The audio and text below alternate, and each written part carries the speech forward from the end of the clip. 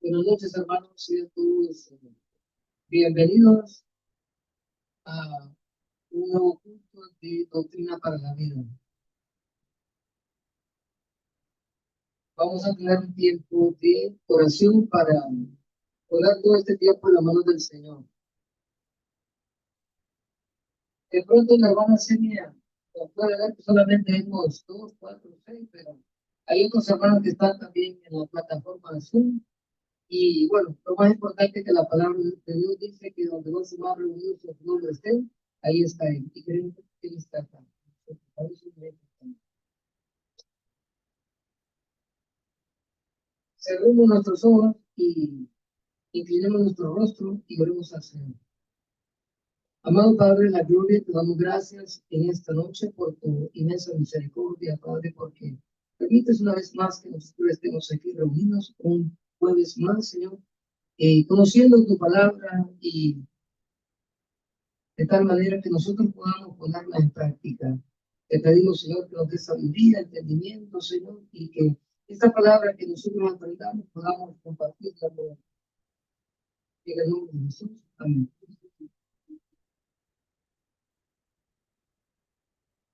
Hermanos, tendremos un tiempo de himnos con Celebremos su gloria con el hermano Oscar Zelaya.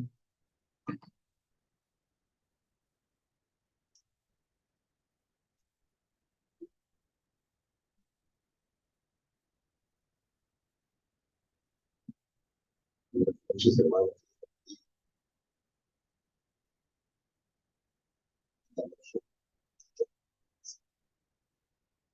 Muchísimo tiempo. Dice la palabra de Dios, porque de Él y por Él y para Él son todas las cosas. A Él sea la gloria por los siglos de los siglos. Amén. Vamos a cantar un canto del binario. Celebremos su gloria. Vamos a celebrar en este momento un canto que dice así. Canten conmigo, hermanos.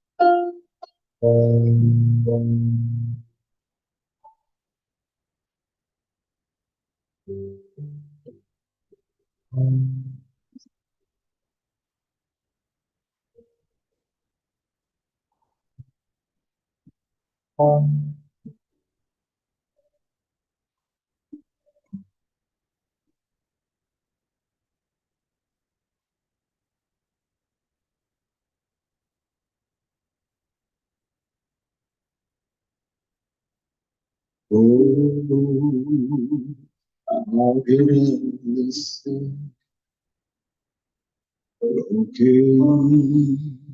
hizo el Señor por mí, que sin merecer derramó su sangre casi un coro de un millón de ángeles no expresará mi gratitud, pues lo que soy y un día le mostré, lo debo todo a Él. Adiós,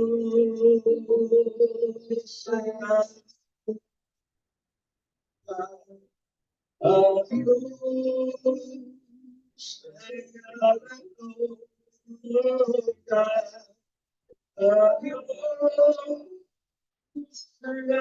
la gloria por lo que hizo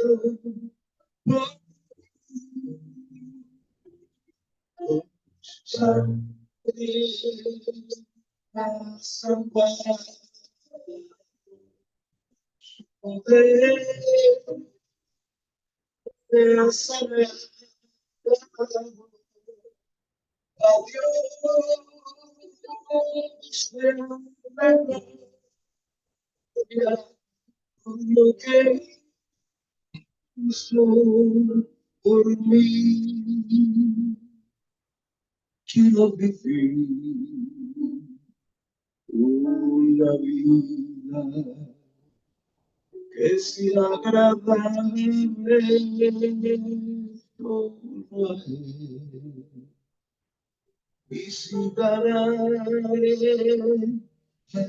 la gloria, toda la calma, la llenaré con su sangre, me hace mal poder, me sana a todos. Por lo que hizo por mí.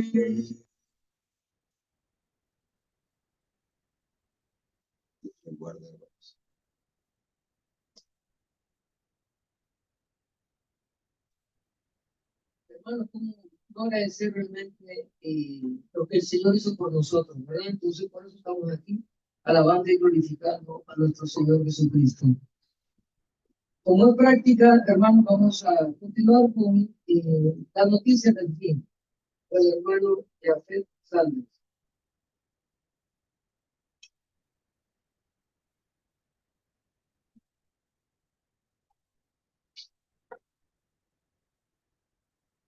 Buenas noches.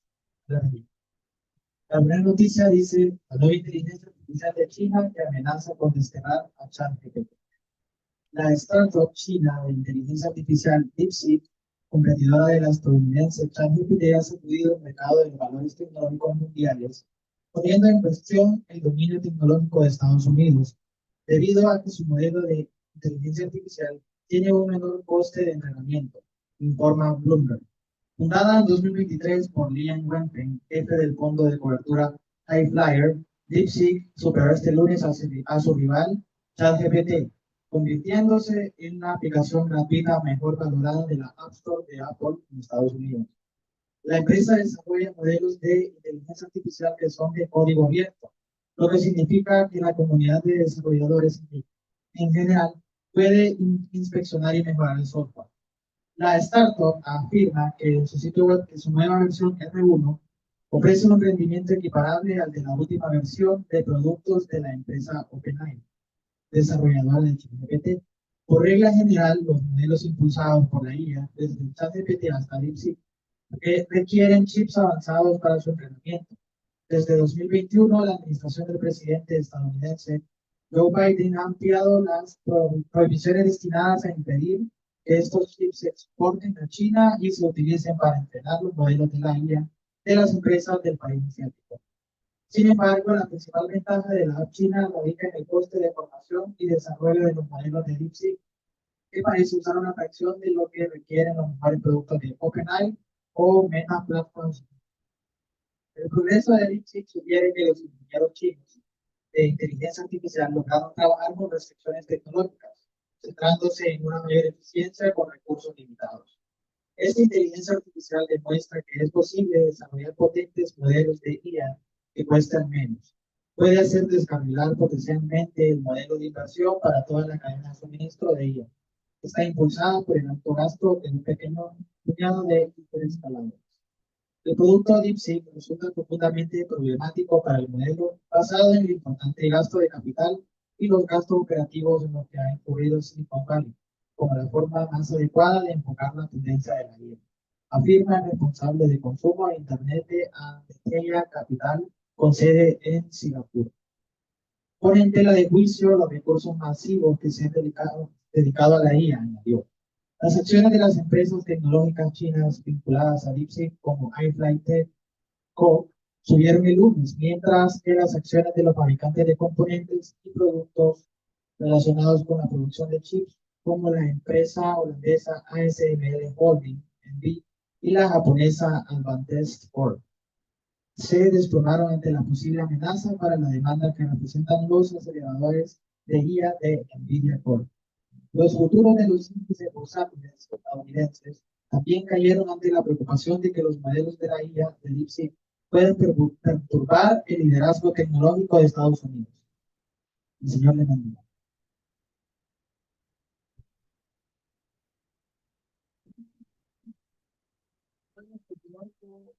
Vemos la lectura de la información.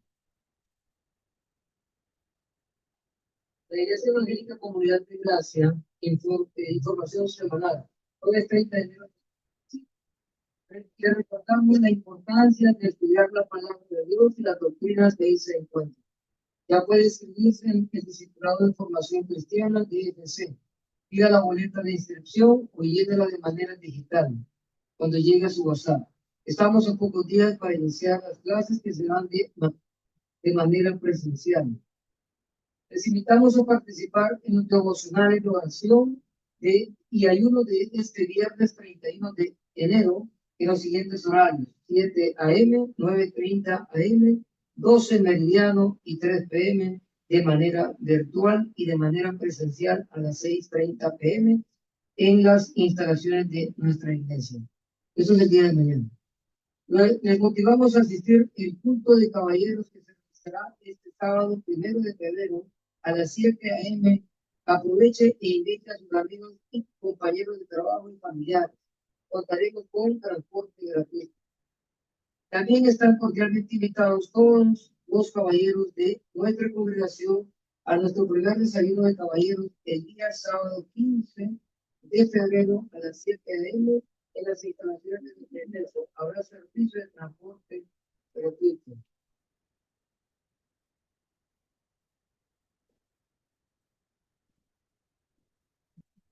Posteriormente, hermanos, tenemos lectura del material de edificación.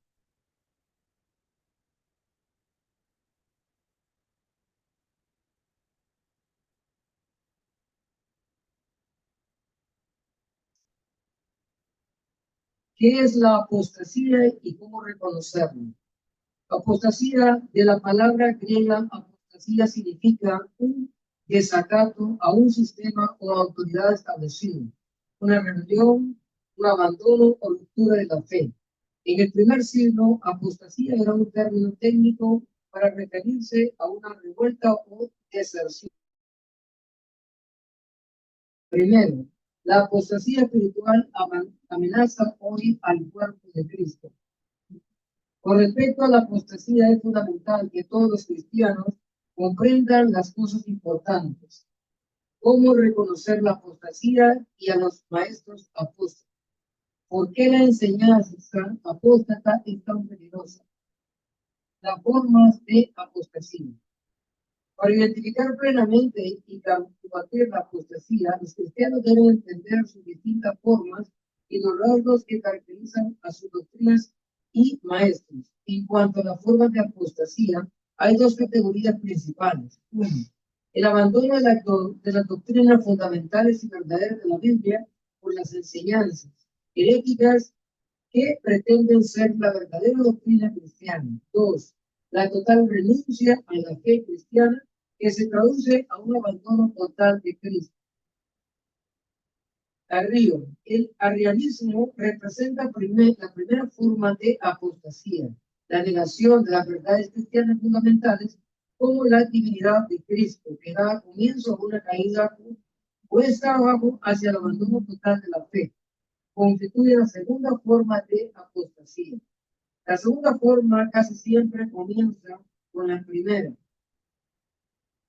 Una creencia herética se convierte en una enseñanza herética que se fragmenta y crece hasta que contamina todos los aspectos de la fe de una persona y finalmente se cumple el objetivo final de Satanás, el cual es alejarse completamente del cristianismo.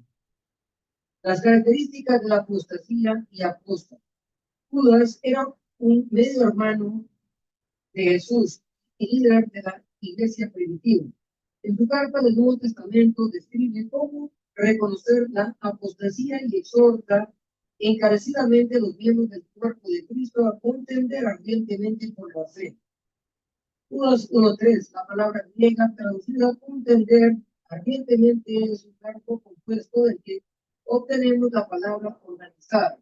Está en presente infinitivo, lo que significa que la lucha será continua.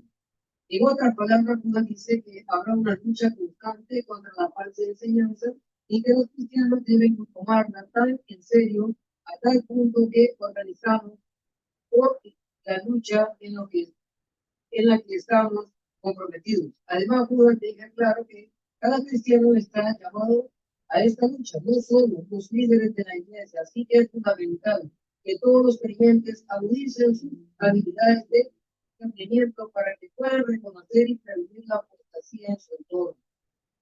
Después de exhortar a sus lectores a contender fervientemente con la fe, Judas indica la razón por qué algunos hombres han entrado encubiertamente, los que desde antes habían sido destinados para esta condenación.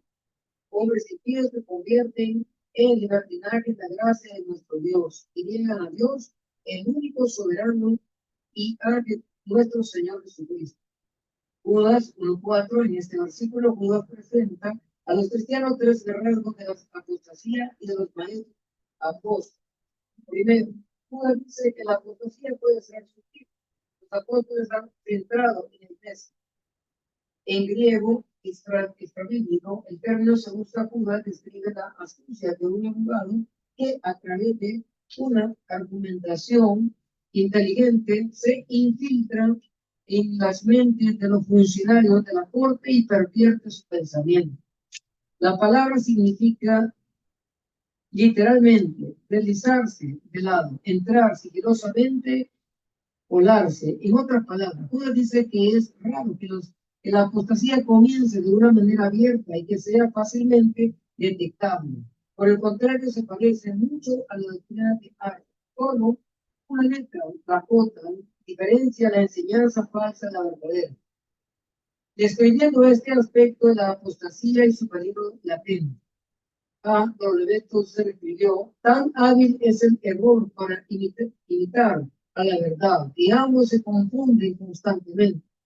Se requiere una pista aguda y escogida para saber qué hermano es Caín y cuál es Abel. El apóstol Pablo también habla del comportamiento exterior agradable de los apóstoles y de sus enseñanzas. Porque estos son falsos apóstoles, obreros y fraudulentos que se disfrazan como apóstoles de Cristo, y no es maravilla, porque el mismo Satanás se disfraza como ángel de luz. Segunda de Corintios 11, 13, 14, en otras palabras, no esperes que los apóstoles parezcan malos por fuera, o que pronuncien palabras dramáticas de herejía al comienzo de su enseñanza, en lugar de negar la verdad rotundamente. Los apóstatas la tergiversan para adaptar de su propia agenda, pero como ha señalado el pastor R.C. Lenski, las peores formas de maldad consisten en perversiones de la verdad. En segundo lugar, Judas describe a los apóstatas como impíos, como aquellos que usan la gracia de Dios como una licencia para cometer actos de maldad. Comenzando con impío, Judas describe 18 rasgos pocos alargadores de los apóstoles. Son impíos, Judas 1:4. Moralmente pervertidos, versículo 4, que niegan a Cristo, versículo 4. Los que mancillan la carne, versículo 8. Rebeldes, versículo 8. Los que blasfeman de los ángeles, versículo 8. Los que ignoran a Dios. Los que proclaman falsas visiones, versículo 10. Autodestructivos, versículo 10. Murmuradores, versículo 16. Buscadores de faltas, versículo 16. Autocomplacientes, versículo 16. Gente que usa palabras arrogantes y falsas y falsos halagos, versículo 16. Se burlan de Dios, versículo 18. Los que causan divisiones, 19. De mentalidad mundana. Y finalmente, que no, sorprendentemente, no tienen el espíritu, no saben, versículo 19.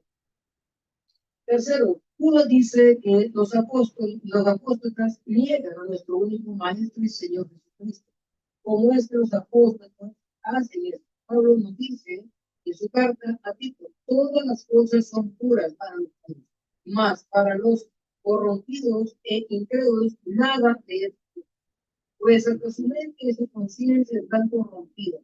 Profesa conocer a Dios, pero con los hechos no niegan. Cierto, abominables y rebeldes, reprobados en cuanto a toda buena obra.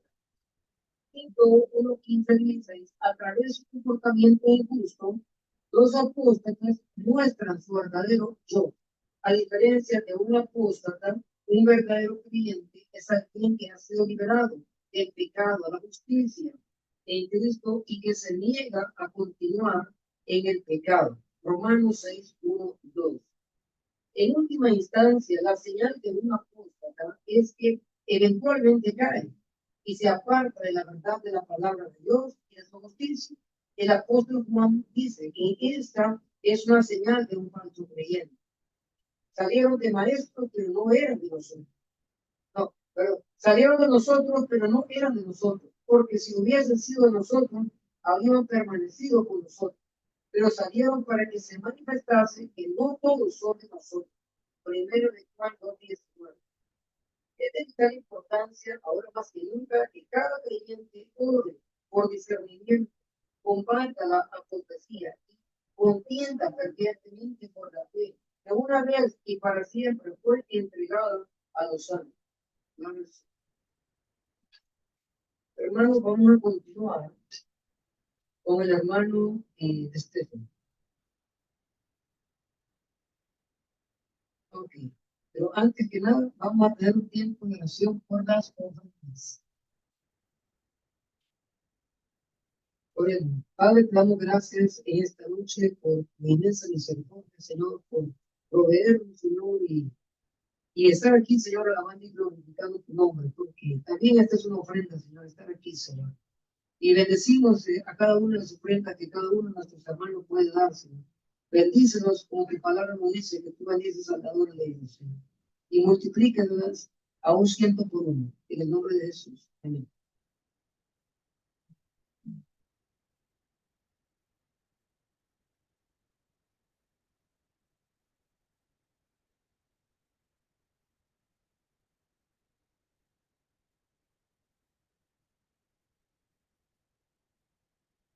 Realmente, hermano, tendremos al hermano Augusto de Stephen, que va a continuar con la serie de los profetas menores, con el estudio del libro de Osea. Sea bienvenido.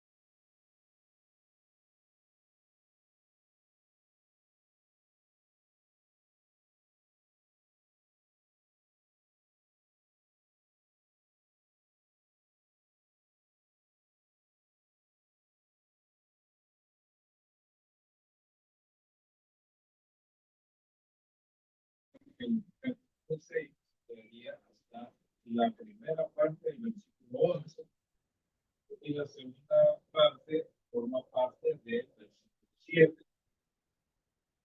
Eso es en algunas versiones. Por ejemplo, la Biblia de Estudio del siglo XXI, ¿verdad? El capítulo 7 lo inicia precisamente con la última parte. La última parte dice de la siguiente forma: cuando yo restaure la cautividad a mi pueblo, cuando yo cure a Israel, se pondrán descubierto la iniquidad del rey y las maldades de Samaria, porque obran con engaño. Mientras el ladrón se mete adentro, la pandilla despoja. Pero vamos a sujetarnos, hermanos, a lo que dice ahí el versículo 11.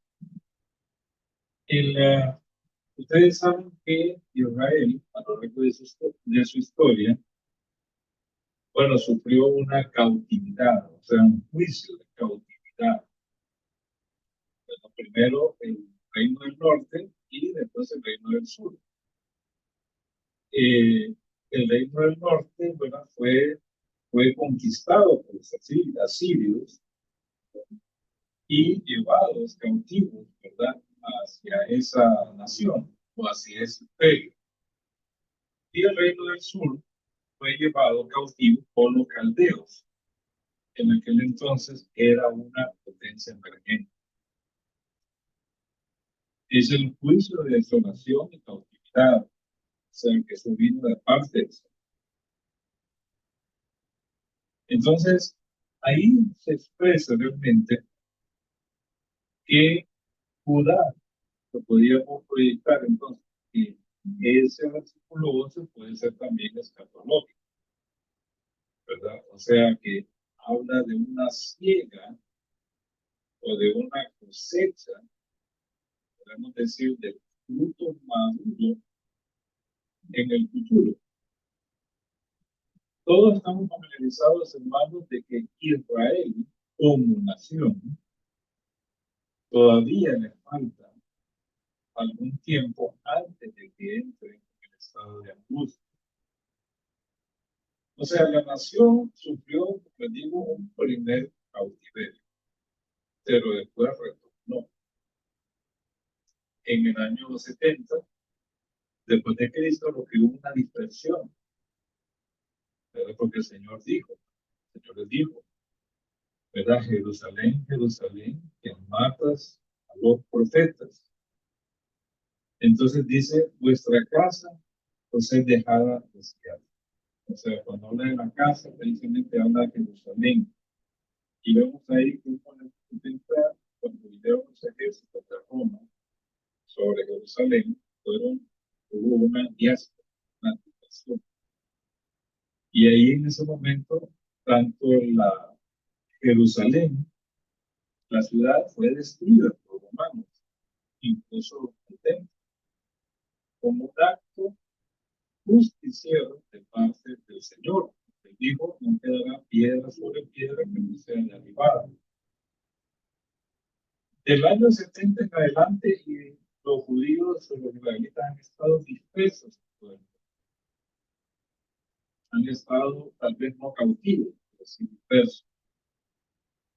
Hasta el año de 1948, ¿verdad? En nuestra era, donde ya se constituyó Israel como nación, ocupando únicamente una fracción de la tierra prometida, no la totalidad de la tierra prometida, sino solamente una fracción, porque así lo dice.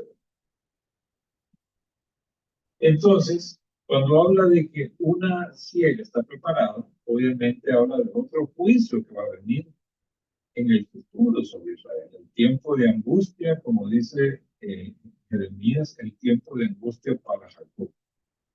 Israel, de nuevo, va a sufrir la dispersión y también la cautividad. Pero eso, hermanos, va a ser en el futuro, cuando el anticristo entre en la escena mundial. ¿verdad? Entonces, Israel va a ser llevado de nuevo cautivo y va a ser dispersado. Así lo profetizó el Señor. Dice, cuando veáis en el lugar santo la abominación desoladora de que habló el profeta Daniel, dice, lo que estén en el campo no regresen. Huyan a los montes, huyan al desierto. Es lo que nos está diciendo. Entonces, ahí podría encajar este verso, o algo futuro, algo escatológico, ¿verdad? Que la ciega, ¿verdad? Y cuando él logra volver un cautiverio de mi pueblo. El Señor ahí, a pesar de que Israel, el reino del sur y el reino del norte, eran idólatras, habían quebrantado la ley. Aún el Señor ahí se identifica con ellos y les dice todavía, mi pueblo, o sea, pueblo de su propiedad. Entonces, así lo podemos considerar a eso, la ciega como un sentido negativo, o algo futuro todavía, la ciega futura. Lo que nos dice, por ejemplo, San Mateo, capítulo 13. En San Mateo, capítulo 13, ustedes saben que es un capítulo que habla con las parábolas del reino de los cielos. San Mateo, capítulo 13, lo podemos decir, o le podemos poner este título, ¿verdad? El curso de la presente edad. ¿Qué va a pasar entre las dos venidas de Cristo? Obviamente va a ser un tiempo de siembra y de cosecha de la palabra de Dios, ¿verdad? Pero en el capítulo 13, en el verso 41, ahí habla de una ciega. El versículo 32, dice, versículo 37, perdón, le dijo, el que siembra la buena semilla es el Hijo del Hombre. Hablando de la tribu y la cizaña. Dice, el campo es el mundo. Las buenas semillas son los hijos del reino y las cizañas son los hijos del mal. El enemigo que la sembró es el diablo. La ciega de ustedes es el fin del siglo o el fin del mundo en algunas versiones, ¿verdad? O el fin de la edad. En otras palabras, el fin de la historia, tal como nosotros la conocemos actualmente. Es el fin del siglo. Y los segadores recoger la uva madura, separarla, como dice ahí, ¿verdad? Los segadores son los ángeles, de manera que como se arranca la cizaña y se quema en el fuego, así será el fin de este ciclo. De manera que como se arranca, se quema en el fuego, dice el fin de este ciclo, y el Hijo del Hombre, sus ángeles, y recogerán de su reino a todos los que sirven de tropiezo y a los que hacen, dice, iniquidad, y los echarán en el horno de fuego. Allí será el lloro y el crujir de dientes. La palabra es un juicio, ¿verdad? Habla del agua de fuego. Dice, entonces los justos resplandecerán como el sol en el reino de su Padre. El que tiene oídos para oír, hoy. Entonces habla de la ciega. El fin del, o el fin de la edad, de la presente edad, de la historia, para que empiece con la venida de Cristo una nueva historia. Entonces ahí se habla siempre de la ciega en un sentido negativo. Ahora pasamos al capítulo 7, ¿verdad? Hemos estado estudiando, hermanos, casi 2 años, llevamos estudiando este libro. Y son raros, bueno, son muy pocos los pasajes bíblicos que nos hablan de restauración. Casi todo tiene que ver con juicio.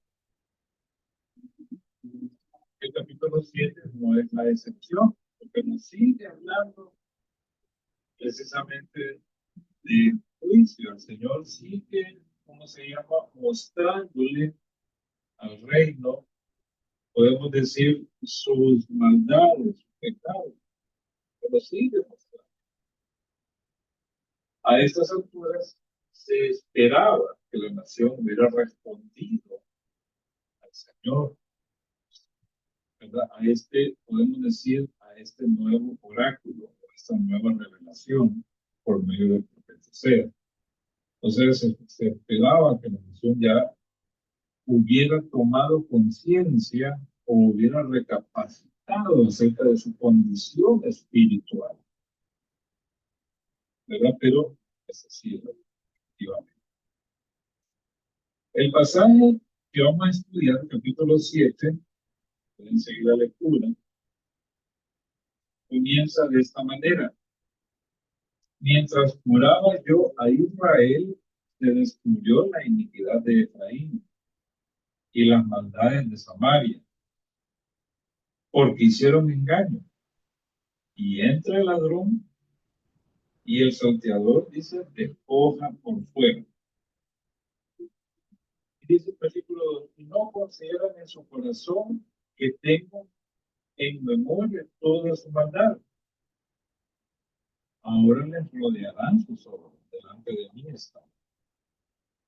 Con su maldad, dice, alegran al rey. Y a los príncipes, dice, con sus mentiras. Versículo 4, todos ellos son adultos, son como horno encendido por el que cesa de animar el fuego porque está hecha la masa, hasta que se haya levantado. En el día de nuestro rey, los príncipes lo hicieron enfermar con copas de vino, extendió su mano con los escarnecedores, aplicaron su corazón semejante a un horno, a sus artificios toda la noche duerme su hornero, a la mañana está encendido como llama de fuego. Todos ellos arden como horno y devoraron a sus jueces, cayeron todos sus reyes. No hay entre ellos quien. Efraín se ha mezclado, dice, con los demás pueblos. Efraín fue torta no volteada. Devoraron extraños su fuerza y él no lo supo. Aún Cana me encubierto y él no lo supo. Y la soberbia de Israel testifica contra él en su cara. Y no se volvieron a Jehová su Dios, ni lo buscaron con todo esto. Efraín fue como paloma incauta, sin entendimiento. Llamarán a Egipto, acudirán a Asiria. Cuando fuere, entenderé sobre ellos mi fe. Dejaré caer como aves del cielo, les castigaré conforme a lo que se han dado en sus congregaciones. Hay de ellos porque se apartaron de mí. Destrucción vendrá sobre ellos porque contra mí se rebelaron. Yo los redimí y ellos hablaron mentiras contra mí. Y no clamaron a mí con su corazón. Sobre sus camas. Para el trigo y el mosto se congregaron, se rebelaron contra mí. Y aunque yo los enseñé y fortalecí sus brazos, contra mí pensaron mal. Volvieron, pero no al Altísimo. Fueron como arco engañoso. Cayeron sus príncipes a espada por la soberbia de su lengua. Esto será su escarnio en la tierra. Ahí podemos ver, hermanos, el cuadro muy graves. Miren lo que nos dice en el mismo capítulo, en el capítulo 5, perdón, 5:13. Miren ustedes 5:13. Y verá Efraín su enfermedad. Y Judá, dice, su llaga. Irá entonces Efraín a Asiria y enviará al rey Jareb. mas él no os podrá sanar, ni os curará la llaga. En pocas palabras, lo que está diciendo, bueno, este pueblo está enfermo y necesitado de salud, de restauración, de perdón. Pero en vez de acudir al Señor, se va a los médicos que no pueden hacer nada por ellos. Dice aquí que ellos acuden, ¿verdad? Dice a Asiria, o sea, al imperio emergente para que les ayude, ¿verdad? Pero dice que lo mismo pasa con el reino del sur, también acuden a Asiria, ¿verdad? Para que les cure la llaga. Pero el Señor les dice, miren, ellos no van a poder ayudarles. No van a poder, aunque acudan ustedes a ellos, no les va a poder ayudar. Por eso el Señor se indigna, ¿verdad? Ustedes ven más adelante cuando Él dice que no acuden a Él, ¿verdad? No, ¿cómo se llama? En el versículo 16 del capítulo 7 dice, volvieron, pero no al Altísimo, ¿verdad? Se volvieron a buscar ayuda en el lugar inadecuado, ¿verdad? Y eso siempre ha sido de parte del Señor,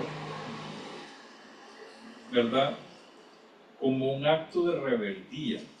Miren ustedes lo que dice Isaías 30:1. Miren lo que dice ahí. Hay de los hijos que se apartan, dice Jehová, para tomar consejo, y no de mí, dice, para cobijarse con cubierta, y no de mi espíritu, añadiendo pecado a pecado. Ahí lo dice.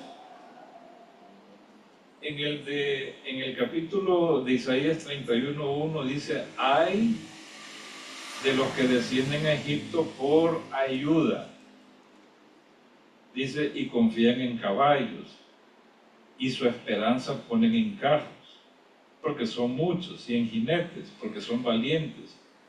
Y dice, y no miran al Santo de Israel, ni buscan a Jehová.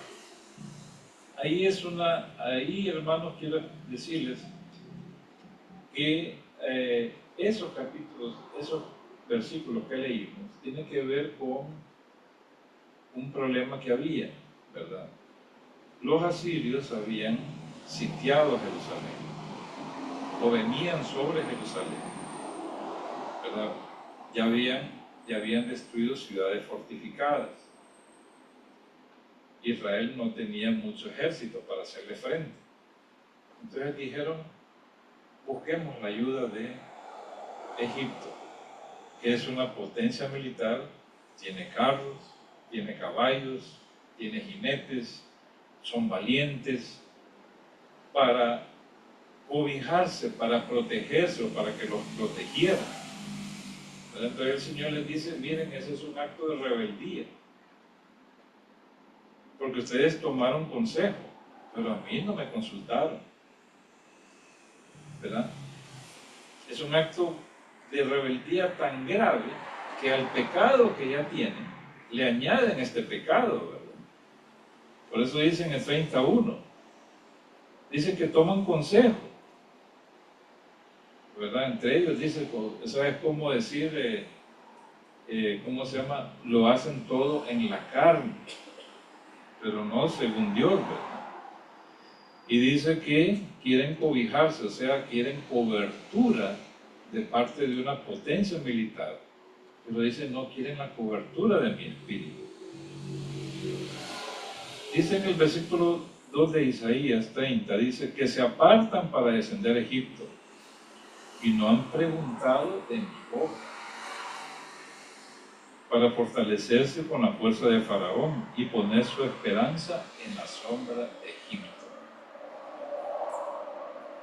Entonces, ¿qué sucede? El Señor les dice lo que le iba a pasar. Dice, no, Egipto no les va a ayudar, más bien se van a avergonzar, porque no les va a ayudar para nada. Y eso pasa, hermanos, con nosotros, ¿verdad? Bueno, cuando hacemos planes, preguntemos, hermano, ¿lo hacemos en la carne o lo hacemos en el espíritu? ¿Verdad? Eso es lo que debemos preguntar cuando hacemos un plan de vida. ¿Cómo lo hacemos? Le preguntamos al Señor si es lo que Él quiere, o simplemente nos dejamos llevar y decimos, no, este es el mejor camino, esto es lo mejor para nosotros, para mí, esto es lo que a mí me conviene. Como dice Proverbios, que hay caminos que al hombre le parece derecho, en su parecer, ¿verdad? Pero dice que esos caminos más bien nos llevan a su propia destrucción, ¿verdad? Es lo que pasaba a Israel, pueblo como pueblo escogido, no consultaba al Señor. Y cuando querían los profetas decirles a ellos que estaban mal, porque el Señor siempre es misericordioso y les manda profetas, ¿verdad? Ellos tenían un plan.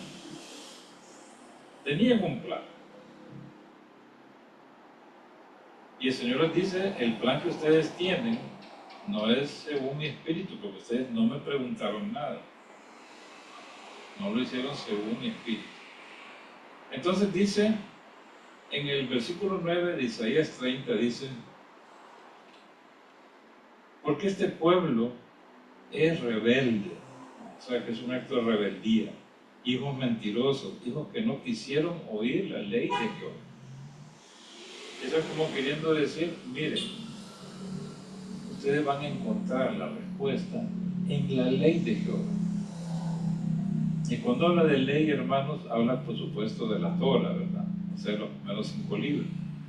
Pero en un sentido, nos está hablando de que todo lo que pueden encontrar una respuesta está en la palabra de Dios. Ahí, ¿verdad? Dios se manifiesta y expresa lo que es bueno y lo que es malo. Miren lo que dice el versículo 10. Que dicen a los videntes, no veáis, y a los profetas, no nos profeticéis lo recto, decidnos más bien cosas halagueñas, profetizad mentiras, o sea, cuando dicen cosas halagueñas, mejor cosas agradables, pero cosas bien agradables, ¿verdad? Entonces, así pasa, ¿verdad? Cuando alguien está resuelto, hermanos, en un camino, pero de repente se acerca a alguien y le dice, mira, el camino que estás tomando no es correcto. Tienden a enojarse, no, esto es lo que me conviene a mí, ¿verdad? Eso es como decirle al Señor, mira, queremos oír cosas halagueñas, mejor cosas agradables, perfecto, que Dios te bendiga, que Dios te fortalezca. Ve, anda por el camino, por la senda que has escogido, que te va a ir bien. Y aquí, ¿verdad? Siempre hay personas que hablan cosas halagueñas, pero no cosas conforme a la palabra que el Señor le ha dado.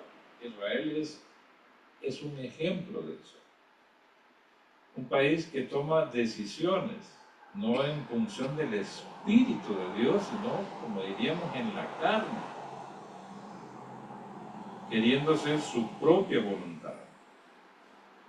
Así le pasaba a este pueblo, confiando siempre, cuando se veía debilitado, dicen, no buscaba al Señor, sino que buscaba una potencia militar para que les ayudara.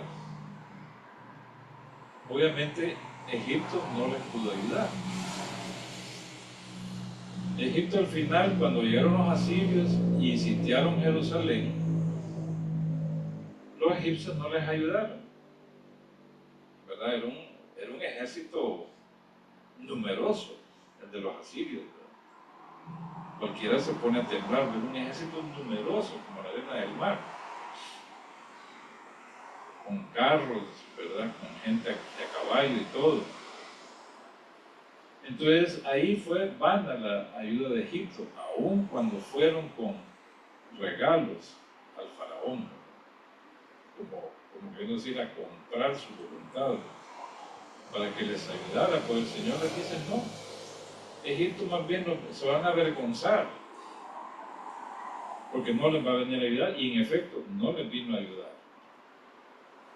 Pero el rey Ezequías, cuando vio, ¿verdad?, que venía esa multitud, Ese hombre dice, no hay por dónde. No podemos huir porque nos van a atrapar. Y es ahí cuando clama al Señor, ¿verdad? Cuando clama. Entonces Dios le envía al profeta Isaías y el profeta Isaías le da la palabra de Dios, ¿verdad? Liberación. Entonces, al final buscó al Señor, él, ¿verdad? De todo corazón lo buscó. Pero al principio no era así, ¿verdad? Al principio dice decisiones en la carne. Entonces, esto es lo que voy a hacer. Voy a ayudar a buscar ayuda. Y tal vez esa ayuda, hermanos, no es la más apropiada. Eso es como cuando un creyente, alguien que ha sido redimido por Cristo, ¿verdad? Tiene tal vez algún problema, alguna situación, ¿verdad? Y en vez de acudir al Señor y preguntar o pedir consejos de otro hermano, se va a un psicólogo, ¿verdad? Un psicólogo que solo entiende de ciencia, nada más de ciencia de la psicología. Y ahí busca la solución. Son vanos ayudadores al final. El problema del pecado siempre está ahí, hermano, siempre va a estar con nosotros. Entonces, aquí el Señor dice, yo quiero sanar a Israel. Es lo que el Señor quiere. Pero en ese proceso de que el Señor buscaba sanar, se evidenció más bien algo bien grave. Dice, se descubrió la iniquidad de Efraín. O sea, se descubrió realmente en ese proceso nació hombre. La enfermedad es más grave. Por eso dice, se descubrió la iniquidad de Efraín. Aquí Efraín, tenemos que entenderlo, hermanos, que es la tribu representativa del reino del norte. Casi siempre se intercambia. Cuando habla de Efraín, nos habla de las 10 tribus del norte. Entonces dice la iniquidad. Y cuando habla de iniquidad, no es una palabra hebrea que significa alguien que no tiene ley, alguien que moralmente es perverso, ¿verdad? Que no cumple ni la ley de Dios, ni tampoco la ley de los hombres. Entonces, en ese proceso de curación, el Señor Dios, se descubrió esa iniquidad, esa maldad, esa falta de apego a la ley de Dios, ¿verdad? Entonces, esa perversidad moral de las 10 tribus. Después dice que se descubrió también la iniquidad de Efraín y se descubrió también las maldades de Samaria. Samaria era la capital del reino del sur. En el texto masotérico, aquí en la Reina Valera habla de maldad en sentido singular, pero realmente en el masotérico nos habla de maldades en la capital, ¿verdad? ¿Por qué habla de maldades de Samaria? Porque era la capital del rey, donde estaba la casa del rey, sus servidores, ¿verdad? Entonces dice que se descubrió maldad. Cuando la Biblia habla, hermanos, de aspecto externo, ¿verdad? O sea, habla de podemos decir, de en primer lugar, hay una maldad moral interna que nadie ve. Pero aquí es una maldad que se expresa, que se manifiesta, que se ve, ¿verdad? En el sentido de que ellos la muestran, la maldad, ¿verdad? No la ocultan, sino que la muestran. Entonces dice que en ese proceso de curación, el Señor también descubrió toda esa podredumbre, ¿verdad? Es como cuando hacen una operación. Tal vez una persona dice, me duele acá, ¿verdad? Yo he visto casos, ¿verdad? Y cuando los abren, ¿verdad? Los abren, ven, digamos que es un cáncer que lo ha invadido todo y que no tiene curación, ¿verdad? Es un cáncer bien avanzado, entonces dice, lo vuelven a cerrar. Aunque externamente, cuando persona solo sentía un dolor, una dolencia permanente.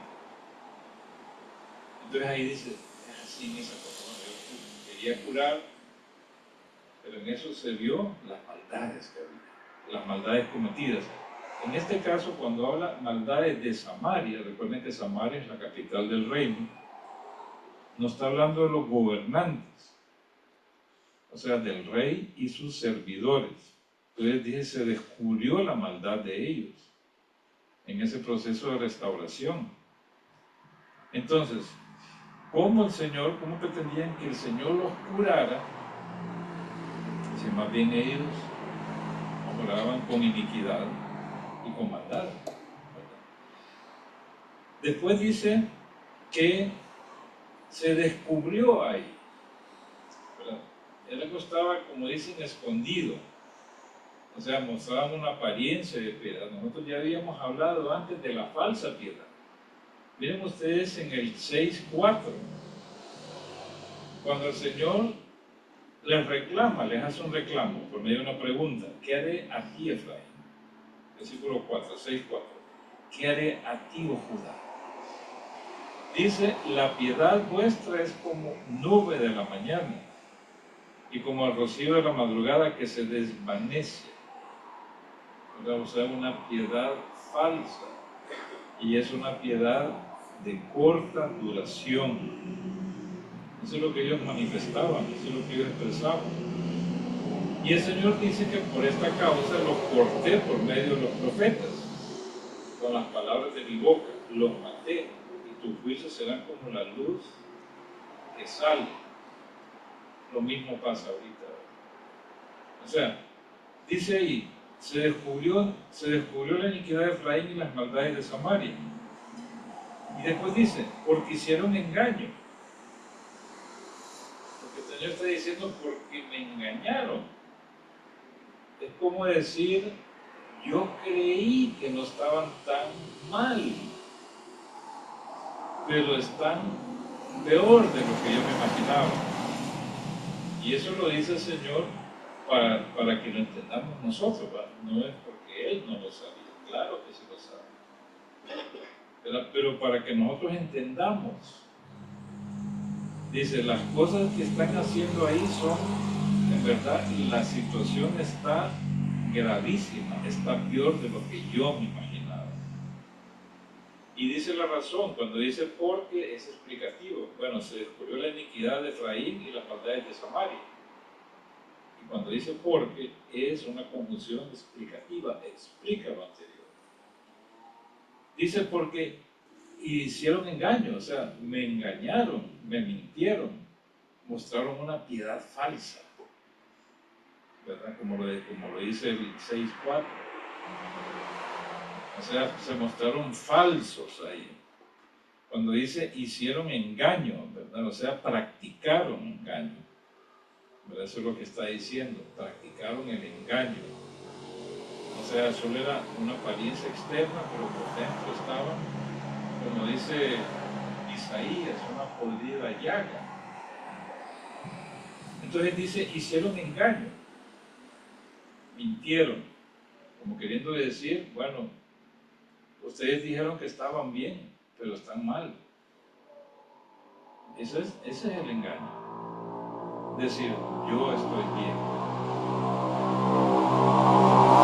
pero están mal.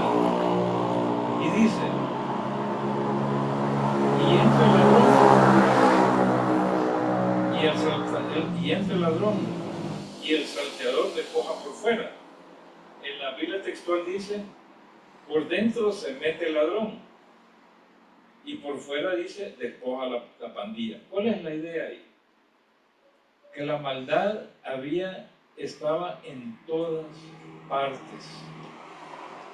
Si yo trataba de esconderme en mi casa, el ladrón iba a entrar. Si yo quería salir, ahí me iba a agarrar una pandilla.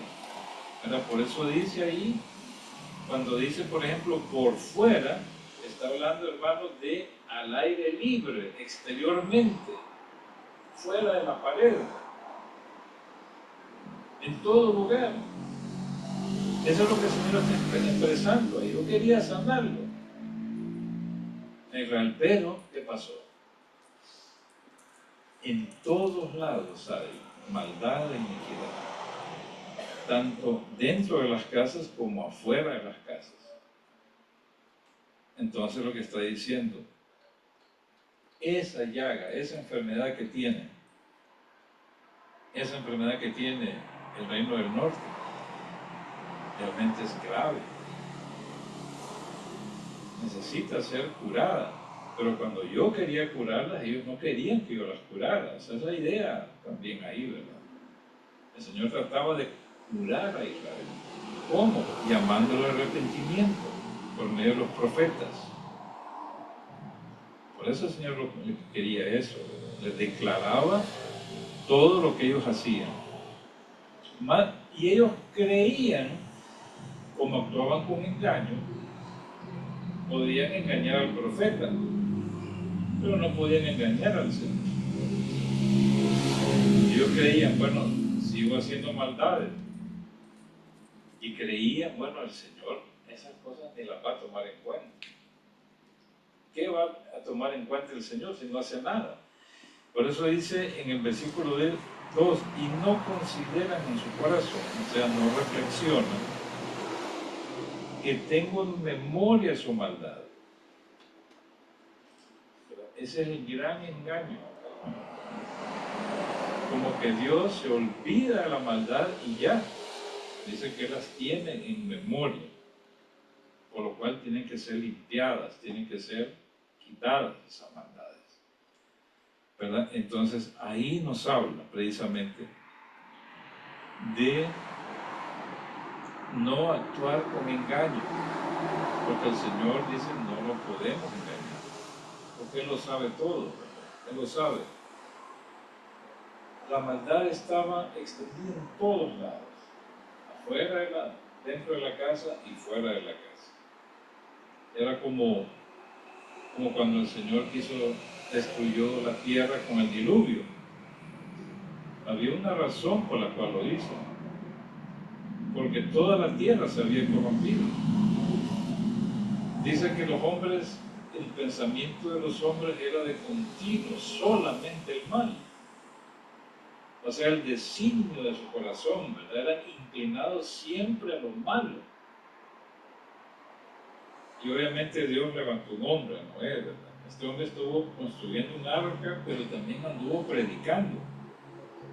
Predicando a toda esa generación, ¿verdad? De que el Señor iba a mandar un juicio, iba a destruir toda la tierra. Y les dio la oportunidad de subir al arca, pero no quisieron, se burlaban de él.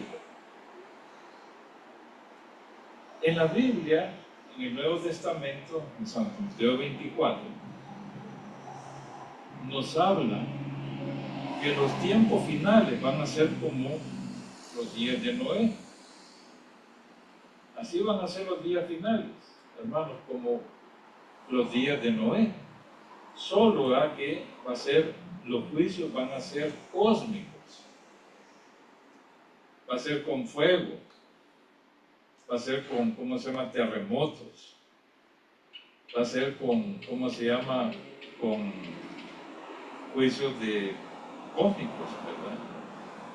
La tierra va a sufrir, los árboles, las plantas, el agua, a causa de la maldad del hombre. O sea que va a haber un punto en que realmente Jesucristo, Dios, tiene que actuar en el tiempo, porque realmente, miren, nos encaminamos, cada día se pone se puede decir, se agrega algo nuevo a la maldad humana. Hay algo nuevo que se agrega. Pero va a llegar un punto en que van a ser como los días de Noé. La gente va a estar indiferente.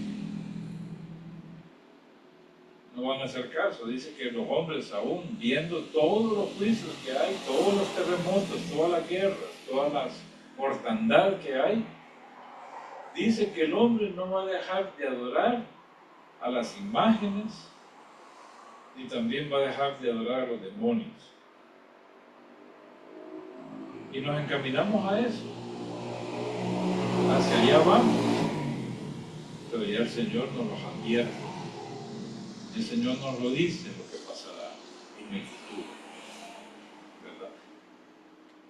Nos lo habla muy claramente, ¿verdad? El Señor siempre dice la Biblia ya, Jehová Rafa, o sea, Jehová el sanador. El Señor sana. Siempre quiere curar, siempre está listo para sanar ese mal que se llama pecado. Ya el Señor dio la solución por medio de Cristo. Porque dice que Cristo no vino a cubrir el pecado, vino a quitar el pecado del mundo, a limpiar la culpa. Pero el hombre indiferente completamente. Cada día más, idolatría, iniquidad. Eso es lo que vamos a ver, hermanos. De aquí en adelante, bueno, ya llevamos 2 años acá y hemos visto cómo las cosas, o 3 años, desde que empecé el estudio, cómo las cosas han cambiado en este mundo.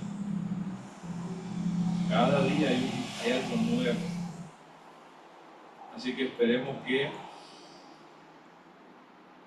la iglesia pues siga siendo luz y sal de la tierra. Bueno, hermanos, nos quedamos aquí. Nos vemos el próximo jueves para continuar con el tema.